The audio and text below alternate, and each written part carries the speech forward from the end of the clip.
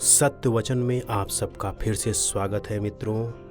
आज आप लोगों के साथ शेयर करने वाला हूँ एक ऐसी कथा जिनके बारे में आप सुनकर आप प्रसन्न हो जाएंगे, आपका जीवन सुखमय हो जाएगा मित्रों। जी हाँ, आज लक्ष्मी माता की कथा के बारे में हम बताएंगे, एक ऐसी कथा जिसको सुनकर आपका जीवन धन्य हो जाएगा। जय लक्ष्मी माता की। चलिए मित्रों, शुरुआत करते हैं कथा की।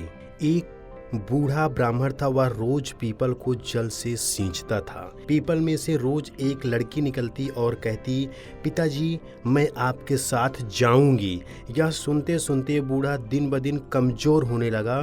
तो बुढ़िया ने पूछा कि क्या बात है। बूढ़ा बोला कि पीपल से एक लड़की निकलती है और कहती है कि वह भी मेरे साथ चलेगी।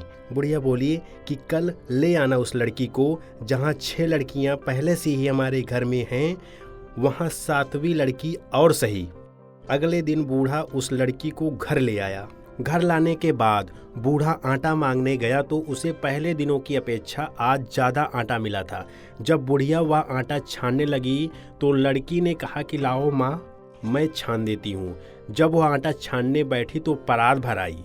उसके बाद माँ खाना बनाने जाने लगी तो लड़की बोली कि आज रसोई में मैं जाऊँगी। तो बुढ़िया बोली कि ना, तेरे हाथ जल जाएंगे।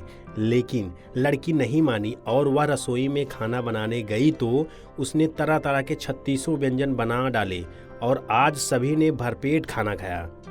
इससे पहले वह आधा पेट भूखा ही रहते थे। रात हुई तो बुढ़िया का भाई आया और कहने लगा कि दीदी मैं तो खाना खाऊंगा। बुढ़िया परेशान हो गई कि अब खाना कहाँ से लाएगी। लड़की ने पूछा कि माँ क्या बात है। उसने कहा कि तेरा मामा आया है और रोटी खाएगा, लेकिन रोटी तो सबने खा ली है, अब उसके लिए कहाँ से लाऊंगी। लड़की बोली कि मैं बना दूंगी। और वह रसोई में गई और मामा के लिए 36 व्यंजन बना दिए। मामा ने भरपेट खाया और कहा भी कि ऐसा खाना इससे पहले उसने कभी नहीं खाया है। बुढ़िया ने कहा कि भाई तेरी पाउनी भांजी है, उसी ने बनाया है। शाम हुई तो लड़की बोली कि माँ चौका लगा के चौके का दिया जला देना, कोठे में मैं सोऊंगी। बुढ़िया बोली कि ना बेटी तू डर जाएगी। लेकिन वह बोली कि ना, मैं ना डरूंगी, मैं अंदर कोठे में ही सोऊंगी। वह कोठे में ही जाकर सो गई। आधी रात को लड़की उठी और चारों ओर आंख मारी तो धन ही धन हो गया। वह बाहर जाने लगी तो एक बूढ़ा ब्राह्मण सो रहा था। उसने देखा तो कहा कि बेटी तू कहाँ चली। लड़की बोली कि मैं तो दरिद्रता दूर करने आई थी।